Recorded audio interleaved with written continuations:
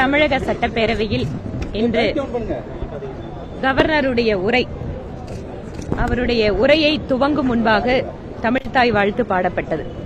அதற்கு பின்பாக உடனடியாக காங்கிரஸ் கட்சி உறுப்பினர்களும் அதிமுக உறுப்பினர்களும்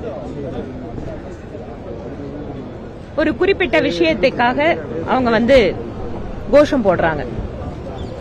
அப்போ கவர்னர் என்ன கேட்கிறாருன்னா, தேசிய கீதம் இசைக்கப்பட வேண்டும், தேசிய கீதம் இசைக்கப்பட வேண்டும், அதனால தேசிய கீதத்திற்கு மரியாதை கொடுங்கள் என மரியாதைக்குரிய கவர்னர் அப்பீல் கொடுத்துட்டே இருக்காரு. ஆனா அது யாரும் கேட்கல. அவர் திரும்ப சொல்றாரு, அரசியலமைப்பு சட்டத்தில் தேசிய கீதம் அதற்கு ஒரு முக்கியத்துவம் இருக்கிறது, மரியாதை இருக்கிறது, அதனால் தேசிய கீதம் இசைக்கப்பட வேண்டும் என்பதை அவர் திரும்ப திரும்ப வலியுறுத்துகிறார். அதை யாரும் கேட்காததால் கவர்னர் அவர் வெளியில போறாரு.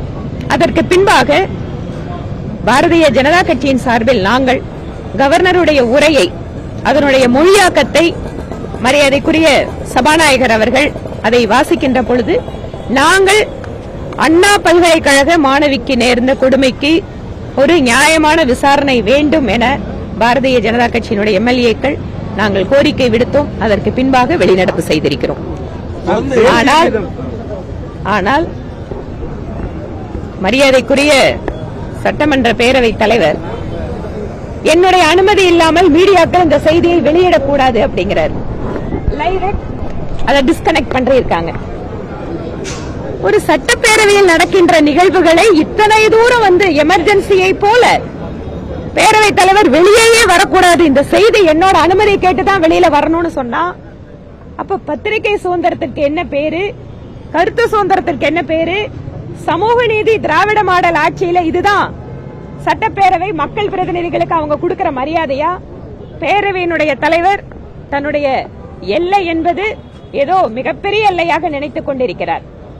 அதனால் ஊடகங்கள் வாயிலாக தமிழக மக்களுக்கு நாங்கள் சொல்லிக் கொள்வது என்னவென்றால், மக்கள் பிரதிநிதிகள் மக்கள் பிரச்சனைகளை சட்டப்பேரவையில் விவாதிப்பதற்கு, அந்த பிரச்சனைகளை எழுப்புவதற்கு எந்த அளவிற்கு கெடுபிடி இருக்கிறது, எந்த அளவிற்கு அவர்கள் ஜனநாயகத்திற்கு விரோதமாக நடந்து கொண்டிருக்கிறார்கள் என்பதை தமிழக மக்களுக்கு தெரிவிக்க விரும்புகிறோம்.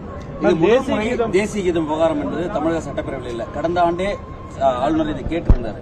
இன்றைக்கு அதை ஒளிபரப்பு செய்வதில் என்ன பிரச்சனைன்னு சபாநாயகர் ஏதாவது சொல்றாரா? இல்ல, எனக்கு தெரியாதுங்க, நீங்க வேணா கேட்டு.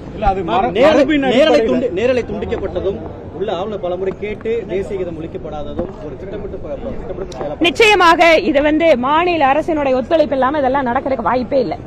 மாநில அரசு கையை கட்டி வேடிக்கை பார்க்கறது ஏதோ அவங்களுக்கு சம்பந்தம் இல்லாத மாதிரி. பேரவையினுடைய தலைவர் நிறைய நேரங்கள்ல அமைச்சர்களுடைய பதிலுக்கு பதிலாக அவர் தான் பேசிட்டு இருப்பாரு. அதை நாங்களே சொல்லியிருக்கோம். அமைச்சர்கள் பதில் சொல்வதற்கு பதிலாக ஒரு சட்டப்பேரவையிலே பேரவையினுடைய தலைவர் அரசாங்கத்தின் சார்பாக பதில் அளிப்பது என்பது முதல் முறை அல்ல, பல்வேறு முறை இது நடந்திருக்கு.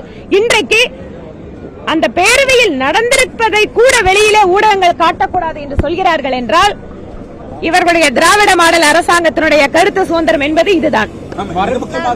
புதிய தொலைக்காட்சியில் ஆளுநருடைய உரை வெளியே வந்ததிலிருந்து ஒளிபரப்பு செய்யப்படும், ஆனால் இன்று ஒளிபரப்பு செய்யப்படவில்லை. இந்த விவகாரம் என்பது சபாநாயகருக்கு உள்ளே வானொலி அதிகாரம் இருக்குன்னு நீதிமன்றம் பலமுறை சுட்டிக்காட்டிருக்கு. இதே நீதிமன்றத்தை நாடி இந்த மாதிரி ஆளுநர் வந்தாரு, உள்ள சென்றாரு, பாஜக நடவடிக்கை எடுக்க வாய்ப்பு, கட்சியில முடிவெடுப்பாங்க.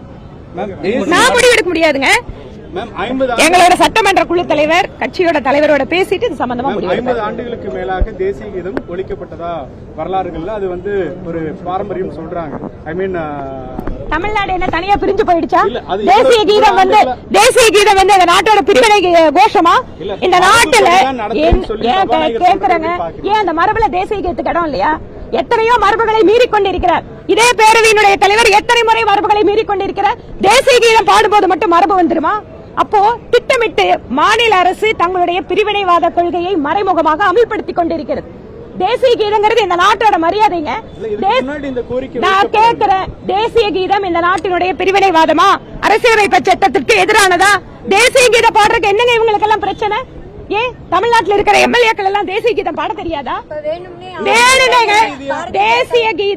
தேசிய கீதத்திற்கு அவமரியாதை செய்ய வேண்டும் என்பதற்காகவே இன்று ஆளும் கட்சியினுடைய ஆதரவோடு பேரவைத் தலைவர் இந்த மாதிரி ஒரு நாடகத்தை நடத்தி கொண்டிருக்கிறார். தேசிய கீதம் வந்து கடைசியா பாடுவோம் நான் சொல்லிட்டேன் எத்தனை பேருக்கு பதில் தேசிய கீதம் வந்து நான் கடைசியா பாடுவோம் அப்படின்னு தான் சொல்லியிருக்காங்களே. நான் கேக்குறது ஒரு கேக்குறது கவர்னர் வந்து நீங்க சொன்னது இங்க பாருங்க கவர்னர் தேசிய கீதம் கடைசியா நான் பாடுவோம் கேக்குறது கவர்னர் வந்து தேசிய கீதம் இசைக்கணும்னு சொல்றாரு. தேசிய கீதம் இசைக்கணும்னு சொல்றதுல இவங்களுக்கு என்னங்க பிரச்சனை?